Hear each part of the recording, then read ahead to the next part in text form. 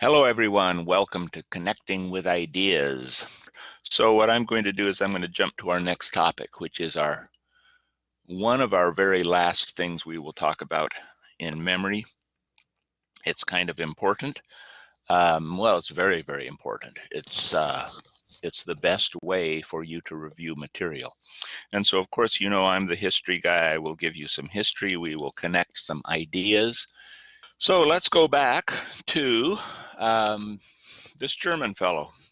His name was Hermann Ebbinghaus, and he lived from 1850 to 1909. And my guess is that you've never heard of Hermann Ebbinghaus. And if you have heard of Hermann Ebbinghaus, if I can pronounce his name, Hermann Ebbinghaus, if you have heard of him, then my guess is that you've taken a psychology class, because he was a psychologist. He's not very well known nowadays. Unless you have taken a psychology class, you would encounter him in the first week or two if you had a good class that talked about the history of modern psychology and how it became what it was. Okay, what about Hermann Ebbinghaus? What did he do? The reason he's important in the history of psychology is he was the very one who used experiments in psychology. So a little later, we will have, in a few weeks, we'll have some lectures on philosophy, and we will connect those with everything we do, including the math, interestingly enough. That will come even later. Most psychologists, most writings about psychology, and there have been for thousands and thousands of years, have been written by philosophers. And psychology, until the 1800s, about the mid-1800s, was considered a branch of philosophy, right? Philosophy is how you know things, and how you know things, well, that's the mind, and so that's psychology. And so psychology was always something you'd sit in a chair and you'd introspect, you'd look in yourself, and you'd think about how it is that you are thinking of things and how that works, and you'd write it down, and that was considered psychology. Ebbinghaus decided that what he should do is he should actually conduct experiments, and he had a very willing and able, a very convenient subject, and that was himself. And one of the things that he studied a lot was memory, and that's why we're talking about him today. So in order to test his own memory, he invented the use of nonsense syllables. And I've mentioned in some of the footnotes that Higbee had, where he talks about various research that's being done, that nonsense syllables are often used. And the idea of nonsense syllables, if you go back to our very first memory lecture where we had 10 myths and 10 truths, we talked about memory being different depending on who's doing the remembering, what is being remembered, how long it needs to be remembered, how it will be tested, things like this. And the argument I made at the time, I'll make it again, is that for me to remember certain things, I would have a huge advantage over you, because there are certain things I know, and so I can create these mental hooks to connect, and there would be things that I could learn just so much faster it would make your head spin. And similarly, there are certain things that you would learn a lot faster than I would, because you have a different context. And in order to eliminate this experimental variation, what Ebbinghaus did was he created this idea of nonsense syllables. And the idea of nonsense syllables is, well, everyone has the same disadvantage. There's no one who's better at memorizing nonsense syllables than someone else. And the way he did this is he figured, okay, a nonsense syllable should have a consonant and a vowel and a consonant. And if you think of how many combinations, right, that's combinatorics, we can connect everything in this class. There are over 17,000. And well, give me an example then, if there's so many, Gary. Okay, well, here's a consonant. How about R? Yeah, got it, R. And then we need a vowel. Well, A is a vowel. And then another consonant, let's pick M. And wait a second, ram, that's what you do to a wall with your car, or it's a male goat, a ram. No, we can't use that one. Why? Because it's not a nonsense syllable. It's a word that someone knows. And if you grew up on a goat farm, or if you like driving your car into walls for whatever reason, then you would have an easier time to remember the word ram than someone who didn't grow up on a goat farm. And so, no, that's not a nonsense syllable. That's actually a word. And, well, let's try another one. Let's try J is a consonant, and U is a vowel, and gosh, it's hard to think of. Let's try B. B is a consonant, jub. And as far as I know, jub isn't a word. Okay, so jub isn't a word, so that would be a good one. Let's try H, O, A, hawk, H-O-K. That's not a word either. And anyway, he ended up with how many of these different words of consonant, vowel, consonant? He ended up with 2,000, and you realize, well, gosh, he's thrown away a lot. Well, for one thing, yes, I said, how many are there? 17,000. That's if you use any letter, and we can't use vowels in the first, and you can't use a consonant in the middle, and you can't use a vowel at the end. They have to be consonant, vowel, consonant, and so there would be a smaller number. And then he eliminated anything that he thought was a word. And he ended up with 2,300 of them. And what he did was he wrote them all on little note cards, and he put them in a big box or several boxes. And to perform one of his experiments, and he was very careful, very methodical about this. Ingenious fellow. He deserves all the accolades we give him. What he would do is he would decide on a number. So, okay, I'm going to test myself on 10 nonsense syllables. And he would go to his boxes of thousands of nonsense syllables, and randomly, without knowing what they are, he would pull out these cards and lay them face down so he hadn't seen them. And so he has 10 of these, and he shuffles them up nice, so there's no way he can know anything about them. And then he had a metronome, and if you've ever played the piano or the violin or trombone, whatever, a metronome is a musical, it's a machine that goes tick, tick, tick, tick, and it's nice if you want to practice your scales or some tune and you want to adhere to a certain time signature if you want a certain rhythm. And you can turn it up faster, tick, tick, tick, tick, tick, tick, tick, and then really test your chops, right? Or you could put it slower, tick, tick, tick. And this is what Ebbinghaus did, is he turned it down so it was going about 1 second per tick. And then what he did was tick, and he looks at a card and he reads jub, and he sets the card aside, and then tick, and he reads the card and it says hawk, and he sets it aside, and tick, and he pulls up the third card, and he goes through the 10 cards about 1 second per card, and then he sees if he can repeat them. And that was his test.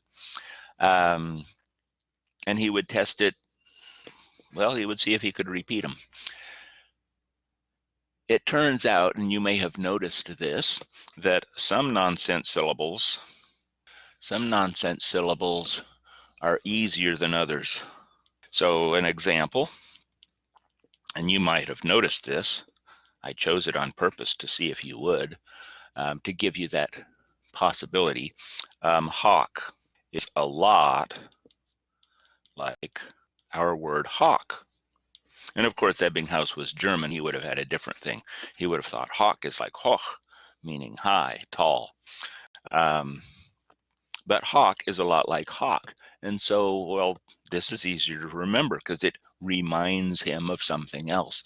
And so what did he do? He discovered one of the principles of memory that we've talked about quite a bit, and that is association, this reminder, right? And a hawk, the bird, is not this word. This word does not refer to that sort of raptor, but it sure sounds like it. And if you wanted me to memorize hawk, this is what I would do, is I would think, oh, it's a lot like hawk. And in my mind, I would have a picture of a hawk, right? So visualization. Anyway, he's discovered the power of association. And what he would do is he would try these out. 10 of them or 20 of them or 50 of them, whatever kind of experiment he was doing. And sometimes he would do faster and sometimes he would do slower. And then he would test himself. And he also tested the, I don't want to call it permanence, the strength, the lasting effect. Let's just say memory over time. The persistence. That's what I want to say. If you want to put persistence in your notes, you could. The persistence of his memory. And so what he discovered was that over time, he forgot stuff. And we've talked about that in this class too. We called it decay. In order to do this decay of memory, he actually figured it out. I mean, not only did he do this experiment, but then he had all these careful records. And so he knew that 20 minutes later, he could remember so much, and the next day he could remember, well, so much less, and a week later, so much less. And this he put into his mathematical, right? We're connecting all these things. He put it into a mathematical form, and he actually got a formula for it, and this became what's called the curve of forgetting. And here's what he had. Here's what he came up with. This is the curve of forgetting. And here is time, and here is memory, how much you know. And the curve kind of looks like this. And what you notice is there's this huge drop off right at the beginning. And that's what he noticed. Most forgetting occurs very shortly after learning and then levels out. We talked about this a few weeks ago. We didn't have this cute graph. Depending on what class you are in, they'll give you mathematical descriptions of this. If you take the Math 143 college algebra class, when you get to chapter 5 and it talks about logarithms, if you know what a logarithm is, they will give you this in the exercises as an example of a logarithmic curve. And what a fabulous thing to expose students to. The only trouble is it's not a logarithmic curve, it's an inverse power curve, if that means anything to you. Anyway, it's mathy stuff. But the important thing to notice is you forget stuff really, really fast. And you've all had this experience where you go to class and you learn something, and the next day or 2 days later, even worse, you're in the class and the teacher says, so we were talking about the Chinese emperors. And you're thinking, we were? Chinese what? I don't remember any of this. Well, of course not, because that's how the brain works. That's how the mind works. That's how memory works. So how do we solve this? And we had a solution to this, and that is to review. And review is very, very important. That's one of our principles of memory. And the big question is, when should you review? There's 2 ways to do it wrong. Let's just put that here. 2 ways to review wrong. And I put wrong in scare quotes because if you have a lot of time, if you have a lot of interest in the subject, then there's nothing wrong with reviewing a lot. Reviewing can be a very, very pleasant. And I think I've mentioned to you one of my silly hobbies is to memorize poetry. And yesterday I was out in the garden helping my wife. She was putting in some tulips. And so I'm carrying these big bags of dirt, topsoil that we bought, and we're dumping it out and raking it and smoothing it and doing all this. And let me tell you, as relaxing and enjoyable as an evening in the garden can be, it was kind of boring. I mean, seriously, it was kind of boring. And that's all right, because in my mind, I'm doing poetry and I'm having a very, very good time. And so you could count it as review, but for me, it was a very pleasurable activity. So there's not really anything wrong with reviewing if you're enjoying it. But if you are pressed for time, there are 2 ways you can do it wrong. The first way would be you don't want to review too soon. So you've just learned something, right? You sit through a class. A couple hours later, you say, you know, I think I better review all that stuff. You might be wasting your time, right? Don't review too soon, or you are wasting time reviewing things you still know. You haven't forgotten it yet. You're not even close to forgetting it. Reviewing things you still know. The second way to do it wrong. And so here, right here, don't review right here because you haven't forgotten enough, right? But also don't review over here because look, you've forgotten most of it. So don't review too late or you waste time. Let's not say waste time. Let's say spend too much time. It is a waste of time. Relearning. And remember, relearning was something we talked about in this class. Relearning is a way to measure your memory, right? You never forget completely, but you've forgotten so much. How much time did it take you to learn it in the first place? Well, it's going to take you almost as much time to relearn. And you don't want to spend that much time. You want to spend a little time reviewing things before the memories are decayed too much. So there's a happy medium. You don't want to do it too soon. You don't want to do it too late. My guess is, and this is just me, this is my science fiction personality predicting. So suppose, let's give an example. You're learning, what are you learning? You're learning Spanish vocabulary. And one of the things you have to know is you have to know that the word for dog in Spanish is perro. P-E-R-R-O, perro. And so you sit there the first time you learn it and you say dog, perro, dog, perro, dog, perro. And you say it 5 or 6 times and then you think, well, this isn't helping. I mean, repetition, I know, is essential to memory, but it's not enough. I'm going to forget this in about 2 seconds if I quit saying dog, perro. But perro, perro, it kind of sounds like a pear.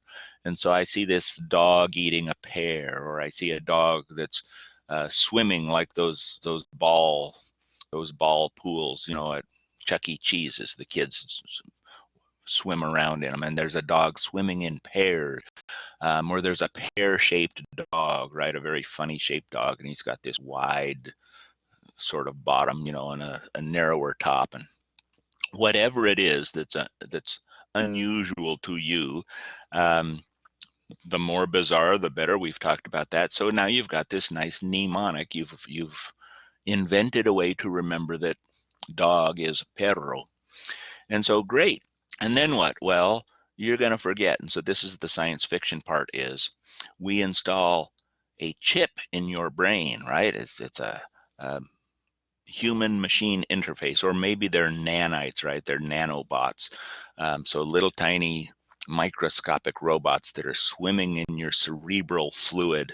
And what they do, what this chip does, whatever the technology is, and no, we don't have it now, and maybe it's scary. Maybe I never want this if they do develop it in my lifetime. But your grandkids, who knows? They make odd claims about, yeah. Anyway, too far off topic. But suppose we have these nanites and they're monitoring the synaptic connections. And what they do is they notice it is a physiological, it's a chemical, it's an electrochemical process. The way your brain works is, yeah, there's chemicals and yeah, there's electricity, and it's sometimes hard to tell, wait, was that just an electrical thing or was that a chemical thing? And sometimes it's the same thing, and that's the medium. It's interesting to read about if you're ever have the time. So here are these nanites, and they're watching, and they see just when you're about to forget this word. And just as you're about to forget it, because they're monitoring the level of brain chemicals, right? They send a little signal. And so suddenly your iPhone, your Android, whatever it is you have, it beeps. And it beeps and says, time to review. What's the Spanish word for dog? And you say, the Spanish word for dog? Oh, gosh, I remember learning that one. Dog. Oh, the dog's in the pairs. Yeah. Oh, it's perro, perro. And what you have done is you have used active recall, and we've talked about this, effortful remembering. So use active recall to reset your memory. And if you wanted to, I have in the past, and I don't know that I will here, but if you imagine here, you've just learned on the graph. So you've just learned that dog is perro, and then you're gradually forgetting, and about here maybe You don't want to do it too soon, and you don't want to do it too late. So maybe about here you've forgotten this. And then what would happen to this curve? This curve shoots back up because now you know dog is perro. And this resetting, it helps keep it in long-term memory. And so the new curve, it doesn't drop off as steep, it drops off more moderately. And again, you would wait until, you know, some middle point and review. Well, now the curve is even flatter, and then you review again and the curve is much, maybe I will do that. So here we go. I'm going to do this. I'm going to do it right about here. And it is not as steep a drop off. And so this is the first review. This is the learning, initial learning. And this is the first review. And then I'll switch to another color, and we get to about here, and it's not as steep again. So there's your second review. And this one, it's really, really flat. Third review. If you can tell what I did. It resets your memory. And what you will notice is that because the forgetting curve is not as steep, it's not as steep from the time you learned. So here's the time scale. We're going along time. From the time you learned to the first review was this very short, you know, probably like the next day would be good, because we've learned in this class that what 80% of what you forget is the first day, and then after a week you forgot most of what you will forget, and 2 months later, yeah, you still know what you knew after a week, but it's not very much. So going from when you learned to the next day, you've forgotten so much, it would be a good thing to review. But if you look at from here, so you've just reviewed, to here, the time when you need the second review because you've forgotten enough to make it worthwhile, it's a much longer time. And then from here, you've just learned it to your third review, that's an even longer time. And so the idea here is, this is called spaced repetition. Gradually increase the time between reviews. And there are various ways to do this, various methods. One method, this is the one that I first encountered, and it was invented by another German named Sebastian Leitner. This is in the 1970s. So it's called the Leitner method. You could Google it. I learned it actually in a book on Japanese vocabulary. And the author, a fellow named Heisig, who writes these fabulous mnemonic books, talked about it in an appendix, and he said, here's a really good way to review things. And he didn't call it the Leitner method. He called it, I can't remember, it had some sort of numbers, the 1359 method, I think it was called. And the idea was 1359 is that, well, the first day you review, and then the third day, and then the fifth day, and then the ninth day. And I think that's the system the Japanese were using. Japanese, by the way, in fact, I don't want to paint everyone with the same broad brush, but my experience is that Asian people, East Asian people, they just love their flashcards. If you go to a Japanese or a Chinese bookstore, or a stationery store, right? And most bookstores are stationery stores. They, besides selling books over there, they also sell paper and pens and all kinds of stuff.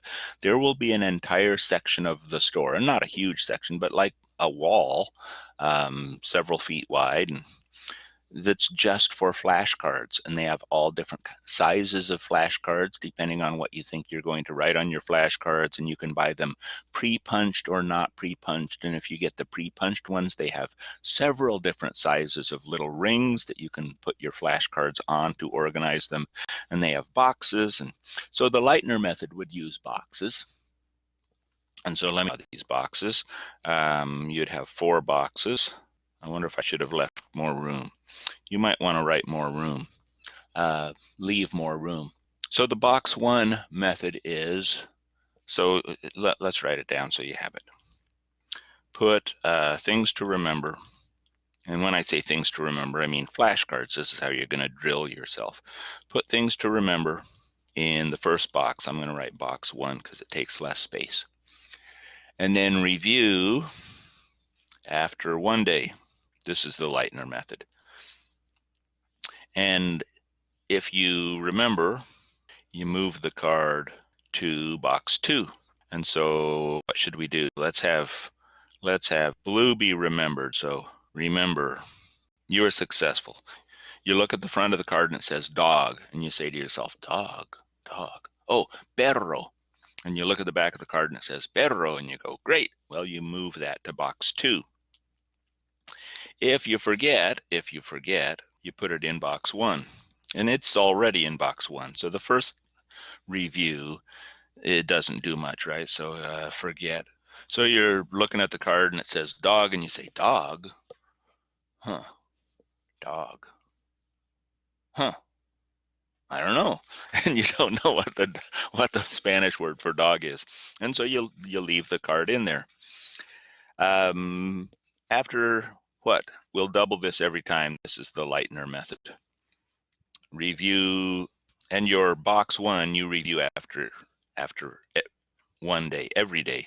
Review box 2 after 2 days, and if you remember, it moves to box 3, and I'm not going to write that.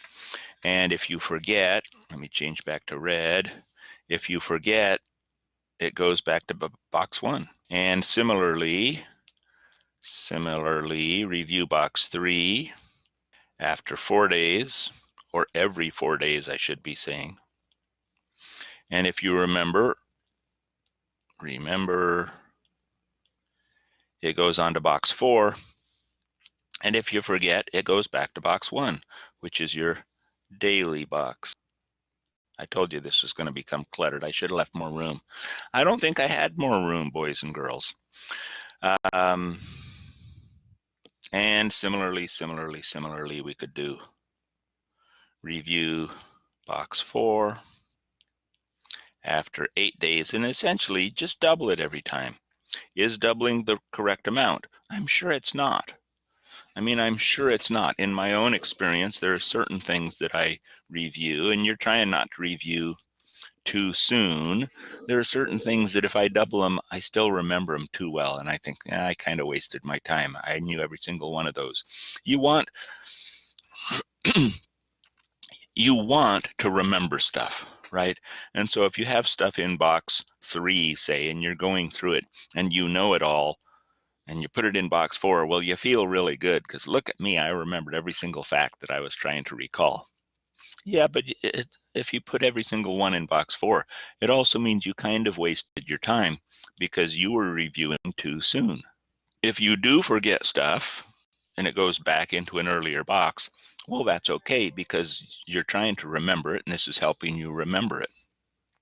And so there's nothing particularly wrong with that. You don't want it to happen too often because that's a symptom, again, that you are wasting your time.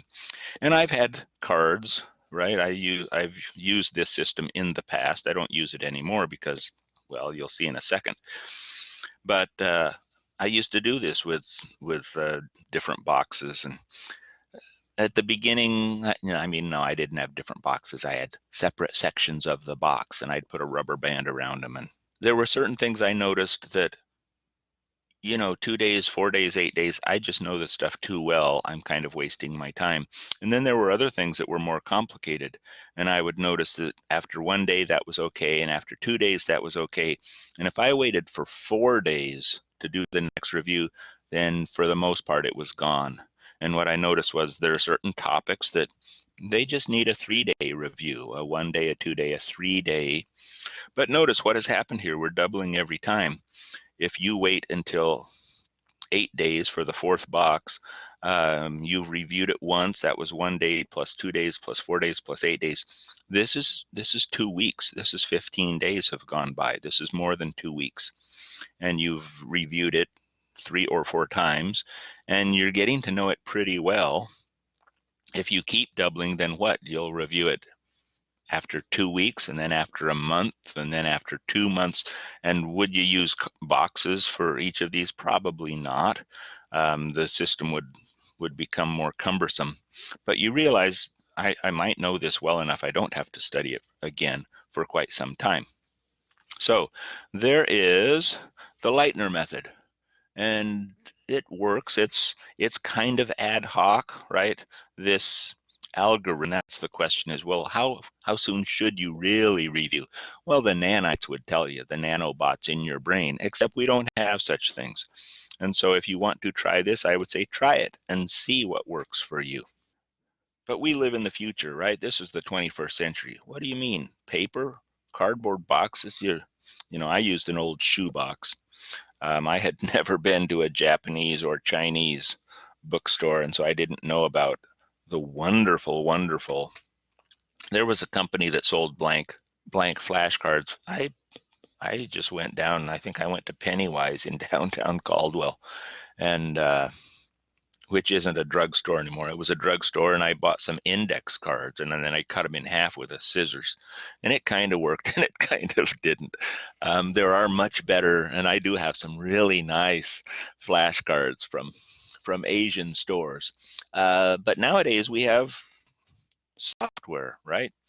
And so spaced repetition software. And one of you, I can't remember now who it was when we were talking about memory last week, mentioned, and they mentioned they're using Anki, which is probably my favorite. So I put it first on the list. And then the rest of these, well, I'll just list them. I got this list off the internet, and I'll talk about what they're good for and why I like one better than another. And as usual in this class, my attitude is I'm teaching you lots of different techniques, and I want you to try each of the techniques, try them all, and the ones that work for you, keep using those, and the ones that don't, well, why would you do that anymore? Quit it, because you are all different people. So here are several, and I just got this list off Wikipedia. As I mentioned, Anki is one of the older. I think Mnemosyne is probably the oldest, but Anki I put first because it's my fave. Anki is a Japanese word. It means remember, and so yeah, okay, nice. And it's software, and it's desktop software, so you install it on your PC, on a Windows machine, and then you can create your own decks. So you create the call and response, right? You'd put in dog and you'd put in perro, and it's kind of like a little spreadsheet. You have 2 columns, and you key this stuff in, and you can add to it easily, and then it keeps track of stuff for you. And when you run it, you say, I want to run this particular deck, and there's all sorts of discussion in the literature and among people who are fans, aficionados of these software tools.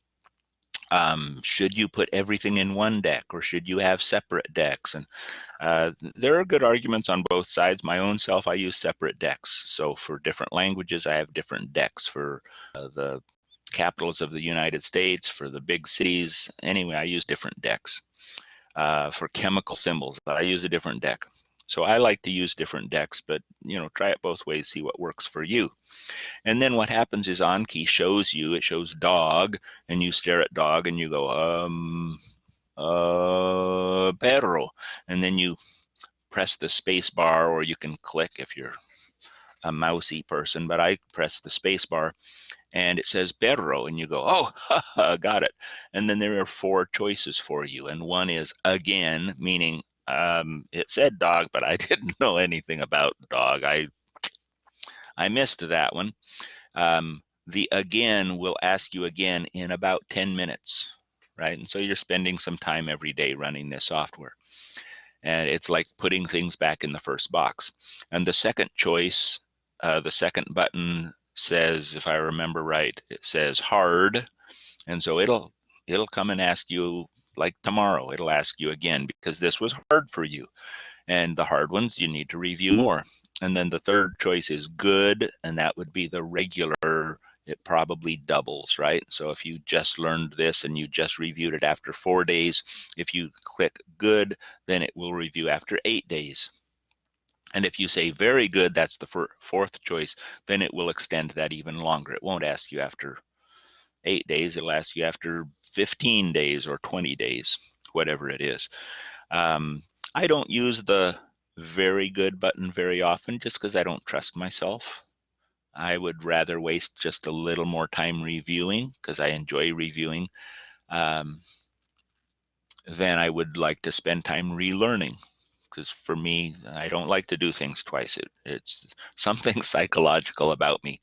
What, I have to do it again? I start growling. But anyway, Anki works very, very well. The desktop version is free. The Android version is free.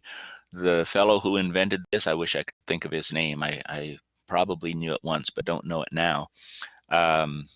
He decided for his monetization model that he would make all his money off people who buy iPhones, because, you know, people who buy iPhones, if you've seen what they cost, you know they're rich. And so the iPhone version is $20, which to me is ridiculous. I try not to spend anything on apps because I'm a cheapskate. But I feel really bad that I've never bought the iPhone version, because I've used the product a lot and I feel really, really good. And gosh, if I could contribute something, I guess I would, but $20, that's ridiculous. But I still use it on my iPhone. The thing is that Anki also has a cloud version. And so you have your decks on your PC and you run Anki every day from there, but you can also put it up in the cloud, Anki Web, they call it, or Anki Net. Anyway, when you download Anki, you'll it is.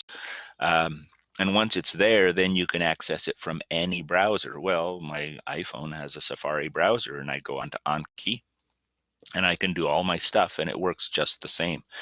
And so this is a very, very good one. Cerigo was developed by Microsoft, and I think it costs money. I think it might be built in. Darren Olson, the fellow who gave me he works for the CWI Center for Teaching and Learning, and he's the one who gave me the phrase effortful remembering. Very sharp guy. If you get a chance to talk to him, sit down and talk to him. He's fun to talk to. And he loves Cerigo, and he's done classes, workshops on it, and I've gone to them. And I've never used it because I don't want to make students pay something. Lingvist is an app, and I'm not sure exactly which platforms it's on. Oh, going back to Anki. Anki has thousands and thousands of card decks already prepared. So if you are trying to take a Spanish class, you don't have to key in all the Spanish vocabulary. You can say, I want basic Spanish. And even beyond that, you can probably say, I want basic Spanish from this particular textbook, and you do a search with the name of your textbook, and it'll say, oh yeah, we got that one. And there are all the cards, all the words you would ever need to learn. And gosh, is this convenient or what? I love living in the future. Lingvist is another one, and you can tell from the name, it's like linguist, except it's Lingvist. Okay. Yeah, you can't trademark linguist, but Lingvist you could, because it has a V in it. So I'm sure that's why they did such a thing. It's especially made for foreign languages, and I don't know if it lets you make your own decks. I think they're all built in, and it's an app, and I've used it a little bit. Memrise is another one of my favorites, and this does allow you to create your own decks, but it has so many decks. I have created my own Anki decks. I've never created my own Memrise deck.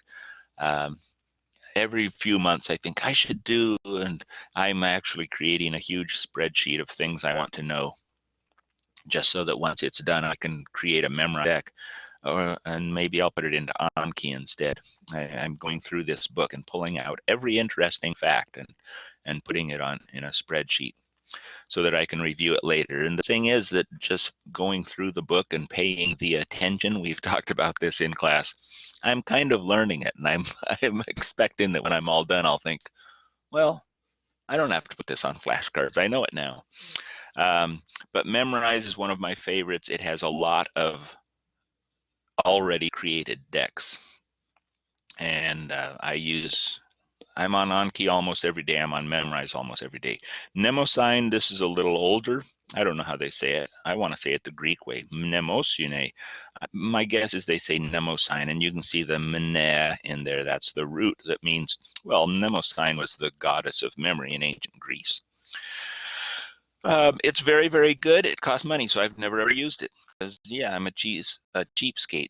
Quizlet, I've had students tell me they use Quizlet. I've known teachers in high schools and junior highs who have used Quizlet, and I've never used it. Super Memo is another one. It's kind of in the same family as Mnemosyne. It's an old standard. These two, I think, came out just a little before Anki. And Anki came along and said, well, it's free. And everyone was kind of like, what, it's free? And so it has some popularity. Whether you could argue these are better, I don't know if you could. They do cost money. So I've not used either one of those. But there are active groups that will talk about these. And there are people who will take Mnemosyne decks and convert them to Anki decks. And so I don't think you're missing anything. If it were me, I would try out Anki. I would try out Memrise. Oh, Memrise also is very, very focused on foreign language, but it does have all kinds of. It has all kinds of decks that aren't foreign language. Just go to the categories. But if you're interested in learning Spanish words or any kind of words,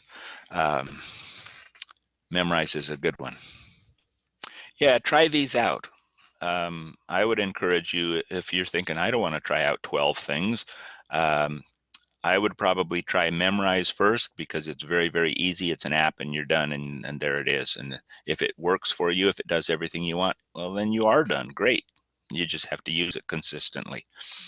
Anki would probably be the next level up. You do have to install it. It's a download. It's simple to install. There's a little bit of a learning curve.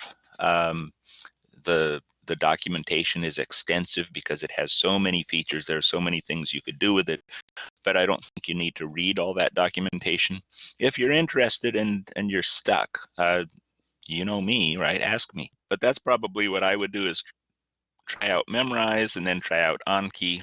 And if those work for you, well, keep using them. And they do work for me. Anki is interesting that it keeps track, right? It's doing all the work. So you don't have to have card boxes and you don't have to move them and you don't have to remember, well, how many days until this gets reviewed. For every single item, every single fact, it is keeping track of it for you. I have some facts that I've known them for years, and yesterday I forgot them, and I'll see them today when I do it again. And then I have some facts that literally, because the 4 buttons, the bad, or the bad, hard, good, very good buttons, and it's subjective, right? Do I need to review this again soon or not? You click one of those. I have some that on the clicked good or very good often enough that it tells me that you're reviewing this word now, you need to review it again in 20.7 years, which means I kind of know that. I mean, dog, perro, you don't have to ask me again for quite some time because I know this word. I've reviewed it. I've forced myself. I've reset my memory often enough. So these are great, great tools, and this probably is the best way to remember stuff over a long term. If you only need to remember things for an hour and you think, like what? Well, like what you're going to buy at Walmart. You're on your way and you're walking out the door and you don't want to put it on your phone or whatever. You create a little mnemonic, right? But if you're going to learn something and you want to know it for 20 years, these are great, great systems. There's nothing better than systematic spaced repetition. Go through our list, go through your notes and see how many of the 10 or 12 memory principles we had are hit by this kind of activity. But we're kind of done with memory. I hope this helps you because you do have to learn a lot of things as a college student. So memory is a good thing to be good at. I'm hoping too that it's encouraging, right? One of the things I want you to know is you do forget stuff. So we talked about that statistic, so many people drop out of college, and some of them, I'm sure, it's because they go to a class and they learn something and then the next day they forget and they think to themselves, oh my gosh, I'm just not cut out for college. And so they quit and they realize, no, that's how your brain works. You're supposed to forget stuff. Now review it, and then you'll remember it longer, and then review it again, and you'll remember it even longer. And that's what learning is. So I mean, this helps you succeed in college. That's the point of the class.